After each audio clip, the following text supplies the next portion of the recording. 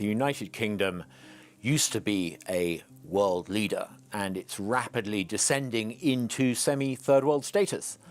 And this is not because there's something inevitable about decline. The country is in a pitiful condition because it has been run for 30 years by essentially the same sort of people. Coming up on British Thought Leaders, former MP Douglas Carswell on his plan to restore Britain. Reality is catching up, and it's pretty grim. It's why there is a mood of real pessimism in the country. It's why people are voting for an alternative, because they realise that there is something profoundly wrong with the system. Douglas talks about taking control of the machinery of state and reducing public spending. Think of the waste, the gazillions of pounds of waste that must be happening within the British state today, because no one's really in charge, no one really audits it, no one really signs off on it. Parliament's been asleep at the wheel for a generation or two. The Treasury's dysfunctional, Downing Street's useless. All of this money is being spent dysfunctionally. Think of how much we could save if we started to rein in the spending of the British state. And says mass immigration is putting Britain in danger of losing its own identity. I already find, as someone who was born in London, parts of the city of my birth unrecognisable. And I believe that Britain should primarily be a place of British culture. England should primarily be a place of English culture. That's not to say that others can't live here, but the primary culture must be England.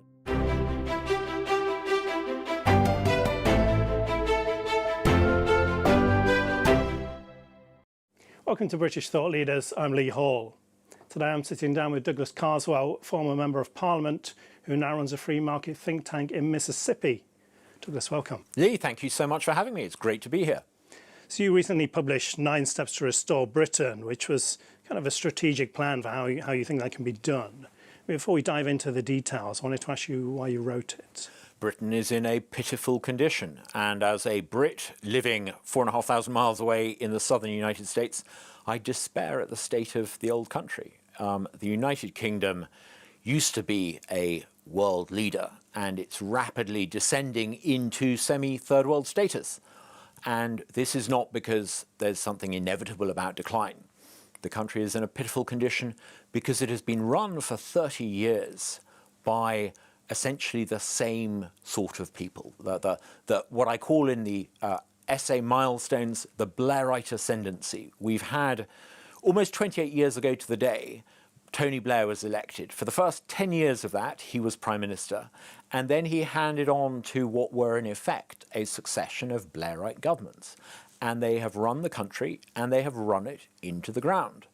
And I wanted to set out the problem, and I wanted to then, instead of just making a list of policies, I wanted to produce a strategy. How do you turn the growing public dissatisfaction with the state of the country into a cause for change that will fix it? It can be done, but boy, does it need to be done. You talk about the catastrophic decline of Britain. What do you see as the key features of that? I mean, some of the ways of gauging this are economic. Yeah. There's been a stagnation in living standards, if not an actual decline in per capita incomes over the past, really, nearly 20 years now. Since 2007, 2008, there's been no significant per capita GDP growth in the country. Productivity has declined. But it's not just economic problems. Britain faces far more than an economic malaise. We have a demographic problem and a immigration problem and a cultural cohesion problem. Margaret Thatcher in the late 1970s had to address and rescue Britain from economic decline. In a way, the condition of Britain is far worse now. We don't just have an economic problem, we have a demographic and a cultural problem. You've had mass immigration, and this has brought into the country a large number of people who are not British and who will never become British, and many of whom do not want to become British. And contrary to all of the assumptions that the globalist elite had, which is that people wanted to become Western, we now have a large number of non-Western people living in the West in Britain who don't want to become Western. How do you address this? It's an existential issue for a country like Britain to address. Diving into your plan now, the first milestone is about the machinery of state, how you would take control of it and probably slim it down a bit as well. Can you talk us through that? I would say if you're an American watching this, your country, irrespective of how people vote in elections, your country is structured in such a way so that someone somewhere, it may be a governor, it may be a lieutenant governor, it may be a state government, someone somewhere will be doing the right thing. Britain's system of government is set up in a way so that even when people vote overwhelmingly for the right choices and elect a government to control the borders, lower taxes, do all the right things, the system of government is set up so that never happens. You never get that outcome. So in order to correct the problem, you need to recognise that the British state itself is decrepit and dysfunctional. It is run by a third-rate civil service and a fourth-rate judiciary who are intentionally stopping the sorts of changes that need to happen. So it's not enough for Britain to have a change of government. Boy, we've had enough changes of government in the past decade. We don't need to change just the government. We need to change how the country is governed. And that requires us fundamentally changing the administrative state. So we have 24 government departments. In America, they talk about the administrative state. We have 24 of these departments. I propose that on day one, you get rid of 8 of them, like the president of Argentina did so successfully in Buenos Aires. You need to create a department of the Prime Minister. At the moment, you have a ramshackle structure. I won't bore you with the details, but basically 3 different departments supposedly at the steering wheel, and that's why we always end up in the ditch, because you need a single unified department of the Prime Minister. You need what are known as orders in council. In America, we all know that Trump, when he came to office, very effectively used executive orders. This had been carefully thought through and choreographed so that the moment he entered the Oval Office, he was delivering on the things he said he was going to deliver, and that had been thought through and choreographed very effectively. The British state allows you to do something similar. They're not executive orders, they're called orders in council, and they allow you to establish control over the civil service, to cap the number of immigrants coming in, to fast-track deportations, to do all of these things under these special powers that the Prime Minister has. Can I just ask, how the Prime Minister can sign those off by himself? It would actually need to be the King who signs off on it. It's a way of exercising the so-called Crown prerogative powers. These are the residual powers that the monarch still has, but the Prime Minister exercises on behalf of the monarch. It's unconventional. It's very unconventional. But boy, we're in such an unconventional mess. We need unconventional methods to get out of it. It's conventional approaches that have left us in this sorry state. So I think we can deliver on these changes, but it's going to require this extra executive action and emergency legislation. Margaret Thatcher recognised that the condition of the country would never improve in the 1980s until she took on and destroyed the National Union of Miners. They were essentially parasitic vested interest holding the country back. We need to recognise that the so-called mandarinate, the bureaucratic state, the administrative state, and the leftist judges sitting on the Supreme Court are like the National Union of Mine Workers. They need to be taken on and they need to be destroyed in order for the country to control its borders. We cannot control who comes into the country because civil servants and judges prevent us from doing so. We cannot rein in public spending because the administrative state prevents us from doing so. We've seen in America how this year federal spending has fallen by 5% in a single year as a consequence of Elon Musk's Doge Commission. Think of the waste, the gazillions of pounds of waste that must be happening within the British state today, because no one's really in charge, no one really audits it, no one really signs off on it. Parliament's been asleep at the wheel for a generation or two. The Treasury's dysfunctional, Downing Street's useless.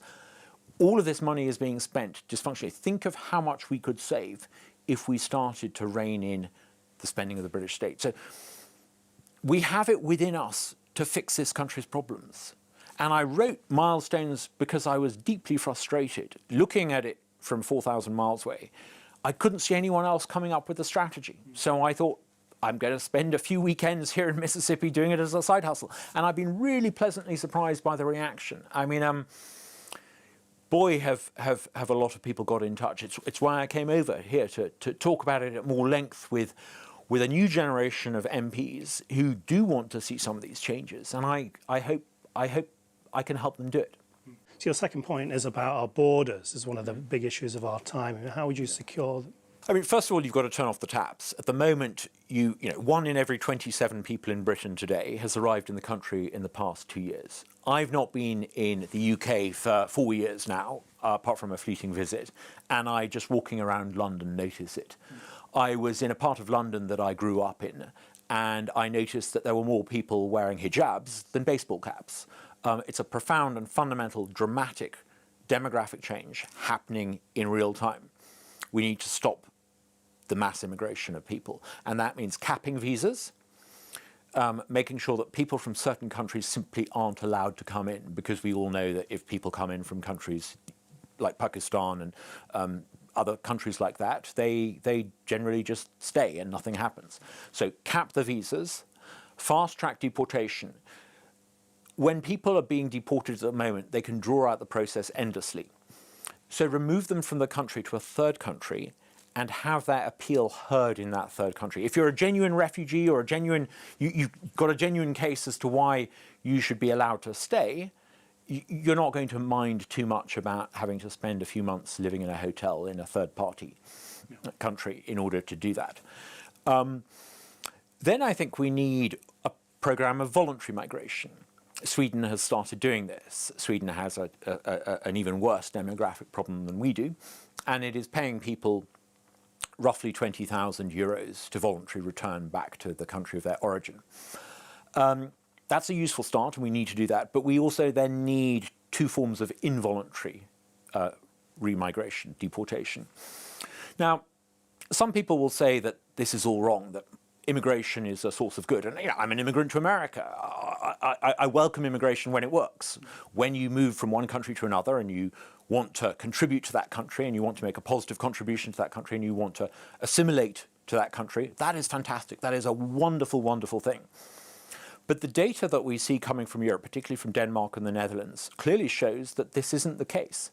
Not every immigrant is an Elon Musk. Not every immigrant. In fact, the data from the Netherlands clearly shows that immigrants from Britain and America are generally overwhelming net contributors to the public finances of the Netherlands. They pay more in taxes than they take from the system. Immigrants from East Asia and from the rest of Europe are also pretty positive contributors. Countries like South Korea, Taiwan, Japan, they make a net positive contribution. Particularly people from Singapore, actually, very, very good for an economy to have Singaporeans living in your country. You see it with Hong Kongers as well. They seem to make such a contribution. But if you look at the data from the Netherlands, at migrants from Muslim countries and from North Africa, at no point during their careers, and it's a bit of a stretch of the term career to suggest some of these people have careers, at no point during their working lives, not all of them are working, part of the problem, do they make a net contribution to the Dutch exchequer. At every stage, they are a net burden. People from countries like Somalia cost a huge amount. I mean, you're talking about, you know, over €1 million net burden on the system. So why are we told that immigration from different countries is a good thing when clearly the data shows that it can be good, it can be bad? So we need an immigration policy that restricts immigration from countries that don't make a contribution and allows it from countries that do make a contribution. And then, of course, we need to deal with the elephant in the room, which no one wants to talk about, but I'm happy to talk about because I live in a free republic under the protections of the First Amendment. We need to talk about Islam and Muslim integration. The idea of the melting pot doesn't work if parts of the melting pot don't want to melt. And clearly, I think there are some people who want to live under Sharia law, and they want to live in a way that is incompatible with living in the West.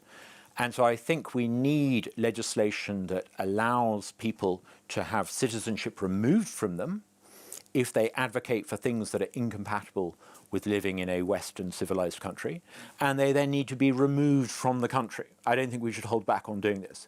If I was to go to a country in East Asia or a country in South Asia, or a country pretty much anywhere around the world, and advocate for things that were offensive and inconsistent, I suspect I would probably be removed from that country fairly short. We shouldn't hold back in doing this. So I set out how to do this, how to do it in a clearly defined, sensible, strategic way. I think it has to happen. If it doesn't happen, then Britain and much of Western Europe will become unrecognisable. I already find, as someone who was born in London, parts of the city of my birth unrecognisable. And I believe that Britain should primarily be a place of British culture. England should primarily be a place of English culture. That's not to say that others can't live here, but the primary culture must be England. And London is the capital of England. And I think we should seek to make sure that it remains the capital of England. And we should be prepared to take the steps necessary to do that. One issue you've already referred to that seems to be a bit of an obstacle for immigration, things happening, is this judicial activism. How would you deal with that? You've got an absurd situation in Britain at the moment where often the tribunal judges who adjudicate on a case will be people who have a clear personal preference for mass uncontrolled immigration. There's been a series of recent cases where some fairly outrageous examples where people have been allowed to remain in the country. In one case, I think it was someone wasn't deported to Albania because they argued that their son liked the fried chicken in England. I mean, ridiculous cases. Clearly, for the system to work and the public to have faith in it, the judges need to be able to interpret the law as it is, not as they wish it to be, and they need to be impartial, and that's clearly not the case. So I think we need to sack a lot of the tribunal judges. There will be at every level in the judiciary an attempt to prevent deportation.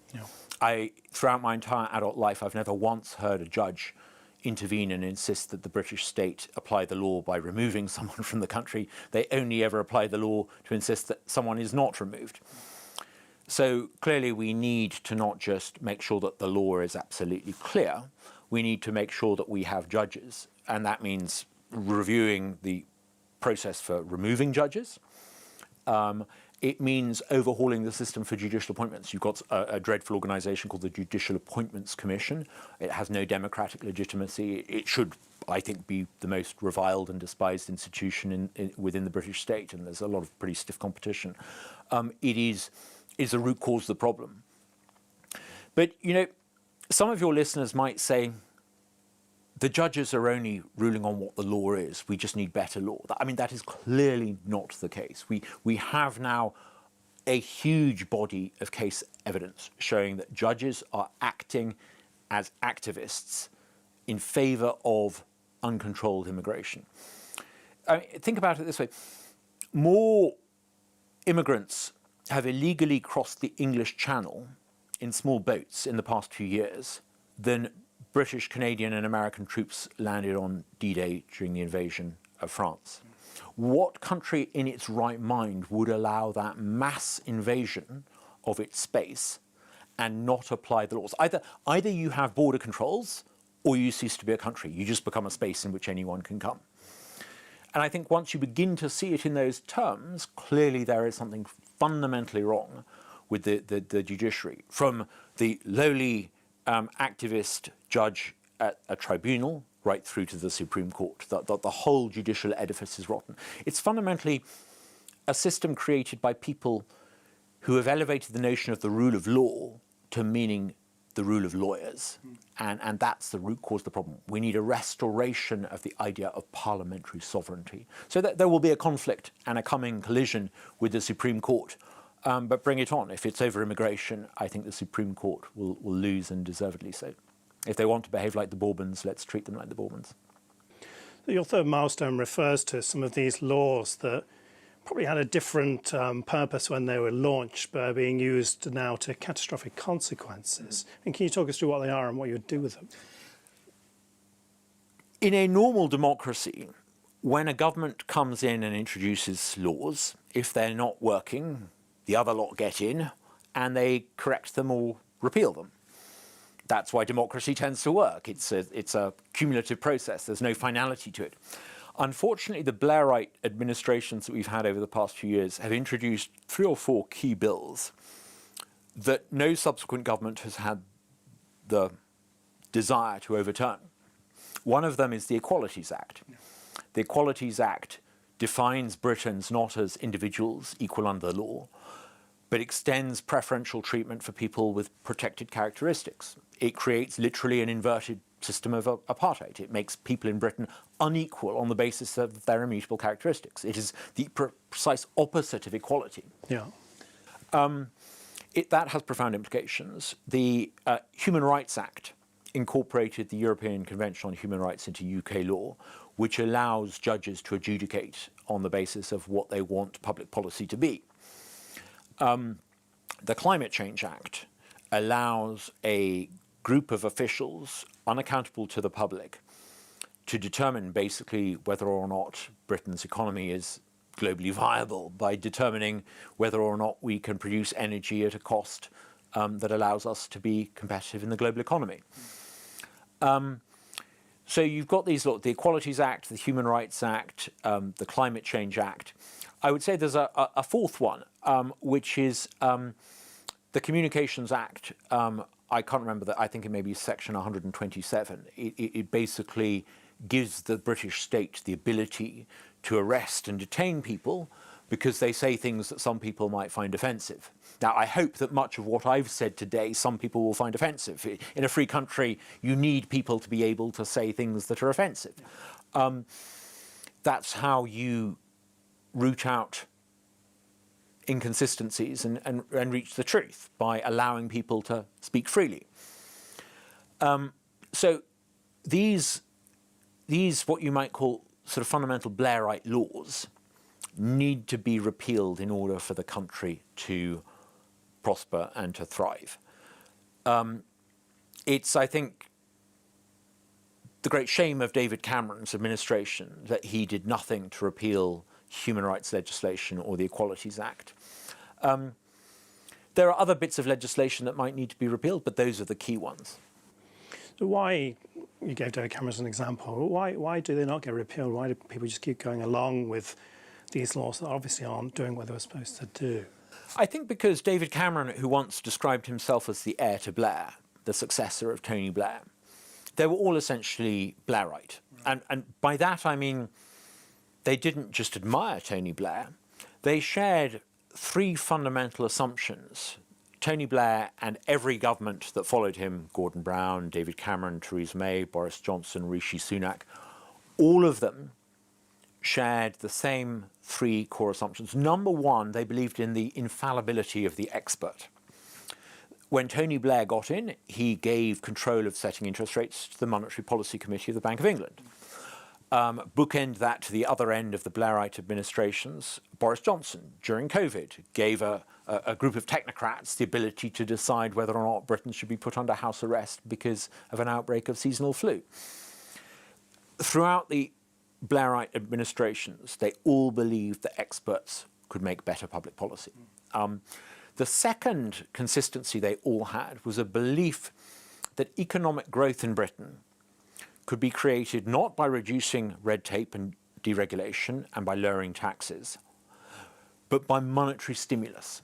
So what they did is they raised taxes and they raised regulation, and to offset the drag effect that had on economic velocity and economic growth, they used monetary stimulus. So is this the quantitative easing? Low interest rates and quantitative easing. Right. And it's like a sugar rush. It gives you initially a burst of energy economically, but it's candy floss growth. And we have bankrupted the country by doing this. It's not real growth, it's artificial growth, it's stimulated growth. It's a bit like an athlete taking steroids. You'll be the top sprinter for a while, but then your heart will pack in. It's not a great way of running an economy. So they believed in the infallibility of experts, they believed in candy floss credit to stimulate economic growth, monetary stimulus to generate economic growth. And the third thing they all had in common is they believed that human nature is universal. They believe that people are interchangeable. At the most extreme version, they literally ended up believing that a man could become a woman by declaring himself a woman. They believe that an Eritrean can become English by virtue of being given a British passport. Now, I think most people listening to this know that human nature is not universal. Not everyone wants the same thing. Time preferences are different in different societies. There's a reason why if you walk down the street in Taipei, it will be a very different visual and oratory experience to walking down the street in Rio de Janeiro. And that is a reflection of different preferences amongst the population who lives there. The idea that people are interchangeable is why they opened up the borders to mass immigration. It's why they ultimately ended up in the absurd situation of allowing male cheats to win at women's sports. It's also, incidentally, why the Blairite governments had a foreign policy based on the idea that they could westernize or globalize parts of the world through a process of invasion and what they called nation building. We know from what happened in Iraq and Afghanistan that human nature is not universal. And we're seeing on the streets of Britain, where you've imported large numbers of people from countries like that human nature is not interchangeable. So these are the three fundamental fallacies of the governments of Britain over the past 30 years. And it's kind of the cuckoos have come home to roost. I may be mixing my metaphors slightly, but reality is catching up, and it's pretty grim. It's why there is a mood of real pessimism in the country. It's why people are voting for an alternative, because they realize that there is something profoundly wrong with the system, and they want an alternative, and they're not getting it. And so what for so long has been dismissed as populism is actually a pretty fair assessment about the administrative class in Britain who have done so much to reduce the country to this pitiful condition. One crucial issue you've touched on as your fourth milestone is growth, the need for economic growth. How would you stimulate that? Well, number one, don't try and generate growth by getting the Bank of England to print lots of money. It doesn't work. It might work in the short term, but what you need to do is remove a lot of the restrictions on things like planning.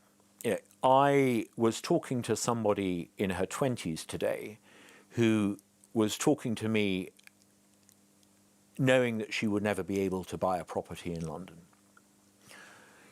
This is because we've restricted where you can build housing, we've restricted housing development to the point where young British people cannot afford to buy a house. So one of the first things we need to do, which would help, is to remove a lot of the restrictions, particularly the environmental regulations on planning developments. Get rid of them. There is a bridge here across the River Thames that was built by the Victorians called Hammersmith Bridge. It's a testament to the engineering marvels of the British in the 19th century. Unfortunately, it's old now and there are cracks in it, and so they had to close it. It has been closed for 8 years. For 8 years, no one has been able to get the permits and the permission to build a bridge across the Thames that the Victorians were able to build in a few months over a century ago. That is a metaphor for the condition of the country. We need to remove the restrictions and allow people to build not just bridges across the Thames, but housing and developments. Get rid of the red tape, get rid of the restrictions. When we left the European Union, we inherited many thousands of restrictions. The data protection restrictions, they're known as GDPR, the restrictions on clinical trials, the Clinical Trials Directive. We need to go through carefully, it will probably take 6 months or so, go through carefully and decide which ones of those to rescind. Now, some of them we might want to keep, but an awful lot of them we can simply get rid of. We voted to leave the European Union because we didn't like being regulated. Why have we kept the regulations? Get rid of a lot of those regulations. Simply undoing the GDPR data protection regulations would do a huge amount to allow small and medium-sized businesses to use digital marketing. If you go to other parts of the world, if you go to East Asia, or if you go to America, you'll quite often notice that people use technology, digital technology, far more and far better in many ways. And one of the reasons for this is because there simply aren't these insane restrictions on how you use email lists, for example. So, yeah, a process of deregulation. Public spending is now a whopping, I think we can call it 45% of GDP. I mean, how would you get that figure down, and in what ways would you reform the public sector? It's going to be difficult because once you increase public spending, you create a constituent of vested interests who will squeal when you begin to reduce public spending. So you need to be specific. You mustn't just say we must reduce public spending. You need to set out how. And I do that in milestones. I go into a great deal of detail.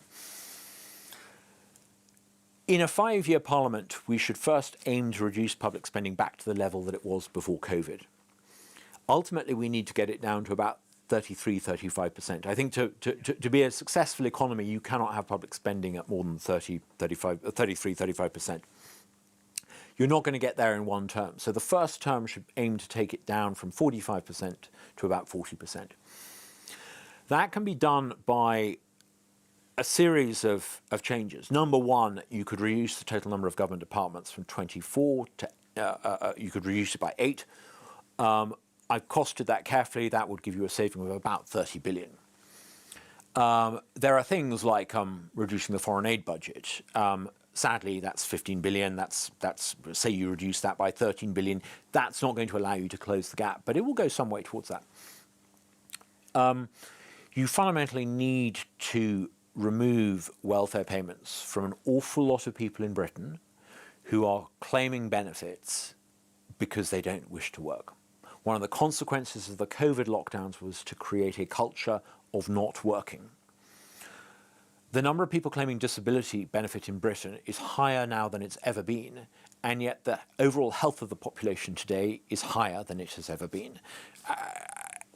People are often claiming disability benefit, and I speak as someone who was a constituency member of Parliament and dealt with a lot of these cases firsthand.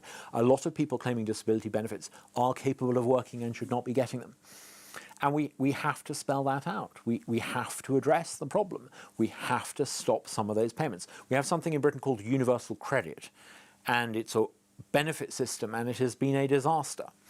So we need to confront the issue. We cannot be a viable, successful country. Our children and our children's children will not be more prosperous than we are if we continue to create a welfare system, a welfare benefit system that allows people to subsist on a diet of video games and pizza rather than going out and living a purposeful life. One of the big areas of our spending is the NHS. So what do you think can be done there? I'm fully in favour of reform, some pretty radical reform, but the idea, I think the golden rule of public sector reform is that reform doesn't save you money. So the purpose of reform should be to make sure you get more bang for your buck, not that you reduce the amount of buck. There are some fairly obvious things. At the moment, the doctor lobbies to restrict the number of British doctors trained every year because they obviously want to reduce the number of people in their profession because it for obvious reasons. Since guilds in the Middle Ages, professions have always tried to restrict the number of people who get certified as professionals. So remove that. One of the consequences of limiting the number of people in Britain who can train as doctors every year is to import often third-rate doctors from third world countries who frankly just aren't very good. Some are, but many, many aren't. So remove the cap on the number of doctors. Fundamentally, though, I think you need to look at countries like Singapore. They have a system of personal healthcare accounts for primary care. This is I don't think you can. I think you need insurance for complex and chronic medical problems, but for day-to-day primary medical care, I think you should set up a Singaporean type system. Now, people have often said the NHS is sacrosanct. You can't talk about reforming it. You just have to keep on giving it money. Well, I think we've now got to the stage where if you're not willing to reform the NHS, you're not really going to be able to control the public finances. You're not really going to be able to improve productivity. One of the reasons why productivity in the country is so bad is because so much money goes into the NHS, and you've had actually declining productivity in the NHS. It's a luxury to pretend that it's too complicated and you can't address it. You have to begin to reform the NHS. Now, really interestingly, the Labour Party, which has often been the party that is most in favour of the status quo with the NHS, is actually beginning to implement some of these changes. It's very interesting. One of the few non-hopeless ministers in the Labour government is a man called Wes Streeting, and he's actually beginning to introduce some of the changes, abolishing some of the bureaucracy that presides over the NHS. I suspect you will begin to see standardised procedures like hip operations contracted out for private companies to actually deliver. So you're beginning to see some changes, but I don't think we should leave it to the current government to implement the reforms. I think we should begin to advocate for wholesale change. Another area of public spending that shocked me, when we had John Moynihan on, he educated me on this, is the debt repayment. This is an enormous, I think it's third in our top three of the public spending. I mean, what can we do about that? I mean, the short answer is you can't really do much with the obligations that you've already got, because we heaven forbid that we ever become like Argentina, or I should say like Argentina was, and default on the debt. That really would be catastrophic.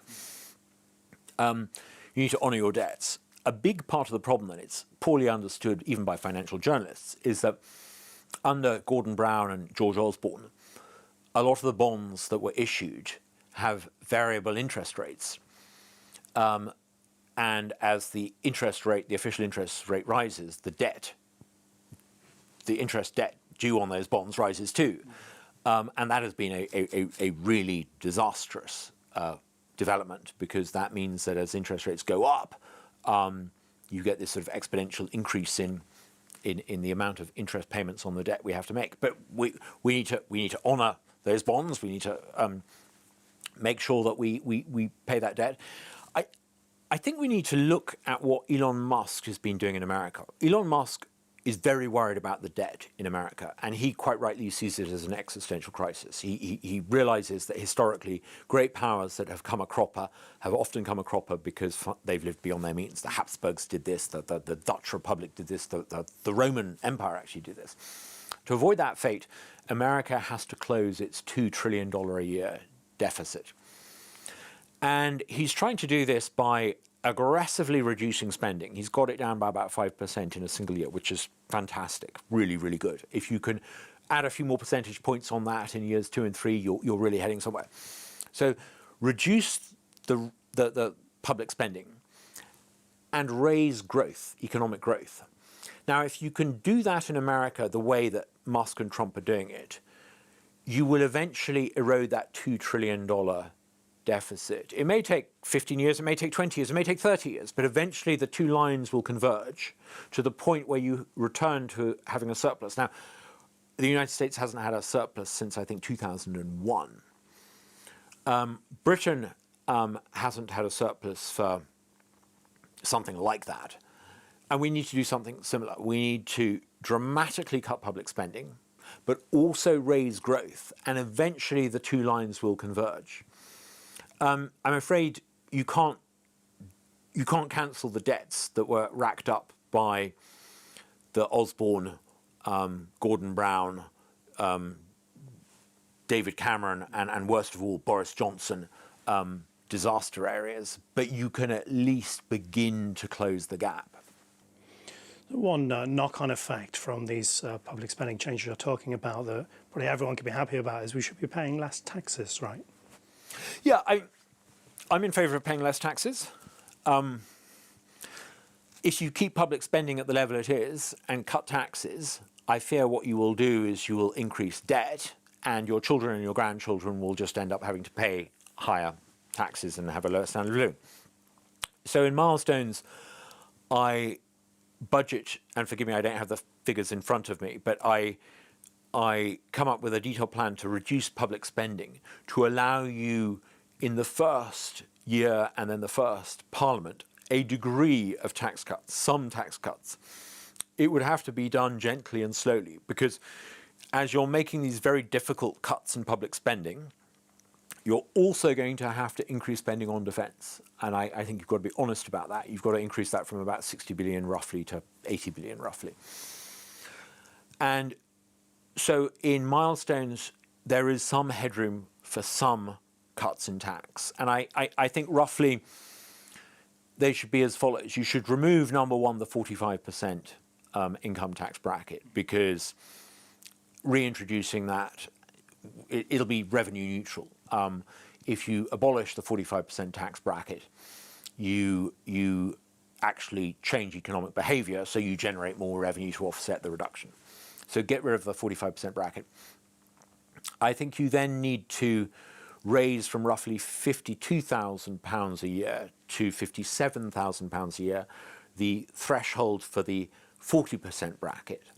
And you can do that in the first parliament. Ultimately, you should aim over 2 or 3 parliaments to raise it to about 100,000. The effect of that means that you're basically left with a flat income tax. Most people in the country will pay a 20% income tax rate. I also come out with a budget that would allow you in the first parliament to reduce corporation tax down to 15%. That is absolutely key. And to reduce VAT. VAT was introduced in Britain when Britain joined the European Union at 8%. It is now 20%. It is a ruinously high rate of taxation. I propose that over the first parliament you reduce it from 20 to 15%, and I budget how to do this. If you reduce corporation tax and VAT, I suspect, and I wanted to be on the Conservative side, I suspect you will generate higher revenue, and then that extra revenue you can feed back into further reductions. The problem is it's very difficult to do it, but it has to be done. But you can only cut taxes if you bring public spending under control. So public spending reductions have to come first. On this issue of people paying taxes, Britain's seeing many millionaires leave. I think we're second only to China in terms of the amount of millionaires leaving the country. I mean, what damage will that do? I don't know if this is too obtuse a point to make, but when I was at university, I read a book by Ayn Rand called Atlas Shrugged. And for those of you not familiar with Atlas Shrugged, the novel is about America becoming essentially a socialist country and the entrepreneurial class giving up and going. And it tells you what happens when the creative types, I don't just mean the Elon Musks, but the Elon Musk in your office, the guy who goes the extra mile, the guy who risks stuff to do better. Yeah. When they give up and go, a society is doomed. And I fear that the brightest and the best in Britain will begin to, and are beginning to, leave. Now, some of the data is probably a multi-millionaire from some third world country deciding that they can reduce their tax bill by living in Monaco or Italy. Fine, great. But what I really fear is the 20-year-old. The 20-year-old in London who thinks, I'm not going to be able to afford a house. I'm not going to be able to afford a good quality of life. I'm going to spend essentially the first 5 months of the year working for my landlord, the next 4 months of the year working for the taxpayer, the taxman. I could move to the United States or I could move to Dubai and work for me. And you're already beginning to see that. And it's the 20-year-olds leaving that is so worrying. I noticed this in London from when I was last here. London, in my memory, was a place where there were lots of young people. And it was one of the joys as I went into middle age of wandering around London and seeing crowds of young people, rather like I was, who had clearly moved to London, not quite like Dick Whittington, but nonetheless they were seeking their fortune in London. They would be going out to bars and restaurants and clubs, a bit of courtship going on, a bit of matchmaking. You don't sort of see that so much in London. Pubs are closed. Those people have gone. They're either moved out of London because they can't afford it, and I suspect some of them have left the country. London doesn't feel like a city of young English people coming to find their way in the world. it's like a giant airport lounge with people checking in with passports of convenience who have no civic loyalty to it. It has all the charm of an airport lounge. It's a catastrophe. This is our capital city.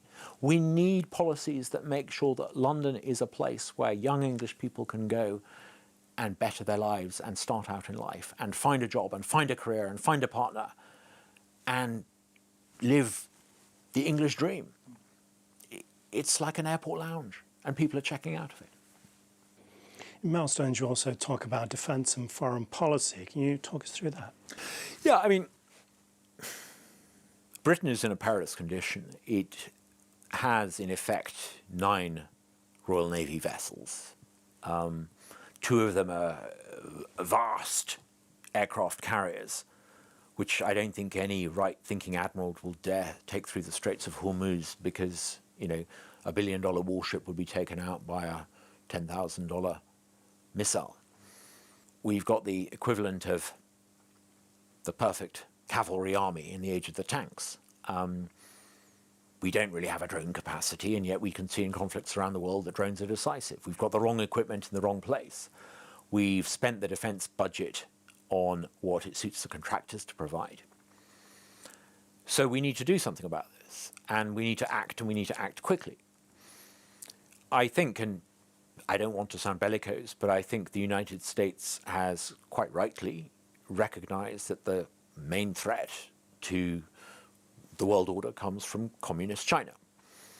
And the threat from communist China explains, and I'm sure Donald Trump would deny having anything in common with Joe Biden, but when Joe Biden pulled out of Afghanistan, to me the significance was not that he was pulling out of Afghanistan. It wasn't the disgraceful scenes we saw in Kabul. The significance of that move was that he was reorientating American policy to address the China question. We also, I think, see this with Donald Trump, a determination to address the China question. Clearly, Britain needs to wake up to the fact we live in a dangerous world. Our foreign policy outside the EU should be to be an ally of the United States and of the Anglosphere countries around the world. Anglosphere, I mean Australia and Canada and New Zealand. And other non-Anglosphere, I would say Western allies, Japan and others.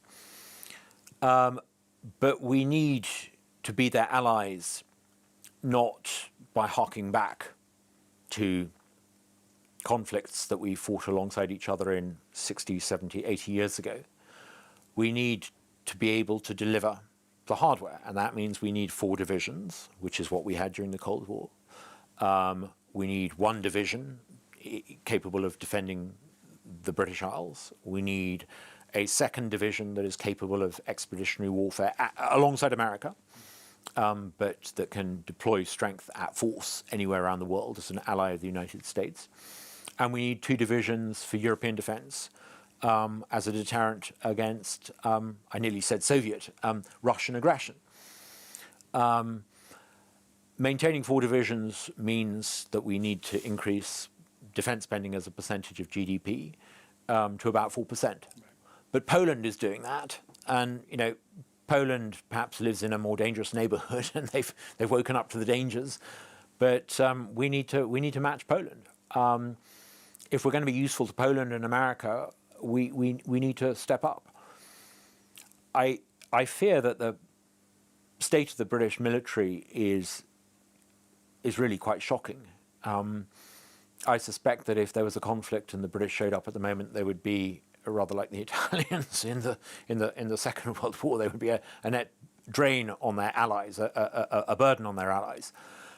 We need to do this, and we need to do it pretty quickly. We need the ability to deploy force alongside the Americans, alongside our allies, yeah, if we want to live in a peaceful world, we need to have the ability to use lethal force. We live in a walled garden. We need to remember to maintain the wall. So tying all of this together, the different threads of your milestones, I mean, how optimistic are you that we can move towards some of this? The old country's not done yet. Britain has been in far worse positions. There's a malaise in this country, But think of what it would have been like in the 1970s, or worse, think of what it would have been like in this country in 1939, 1940. The country can get through this. The country can fix these problems. But it needs to wake up to the urgency and the change that's needed. There's a complacency about Britain. I grew up in a world in which people told me that our healthcare was the best in the world. I grew up in a world in which I was told our civil service were the best in the world. I was told that the BBC was the best in the world.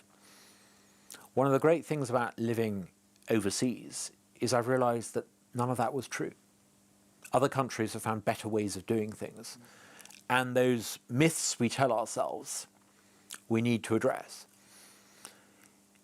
If we don't make the changes, we will go the way of many other countries which have discovered that modernity knocks on their door and it's very, very traumatic to their self-image. So we can salvage this situation, but it requires a fundamental change in the structure of the British state. I'll give you an example. In the late 19th century, or the mid-19th century, it became obvious to the elite in Japan that modernity was coming along and that they would be gobbled up by a Western power if they didn't change. Right. They had been a sleepy, self-contained island state doing their own thing for hundreds of years. And they had what was known as the Meiji Restoration.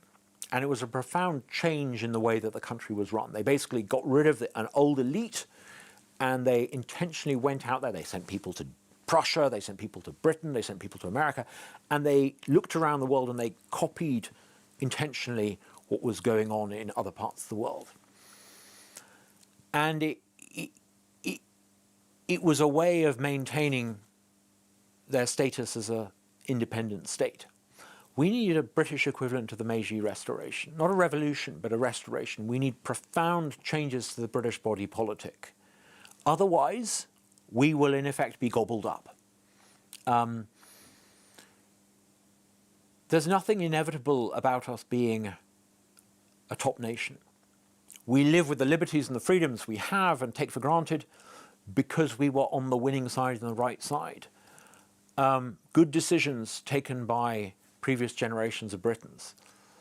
I think the past generation of Britons has taken some disastrous decisions. So we need to make some profound changes. If we do that, we can fix this problem. If we carry on the way we have for the past 30 years, then the best we can aim for is that America will come to our rescue again. And I don't think that's good enough. Douglas Carswell, thanks for joining us. Thank you.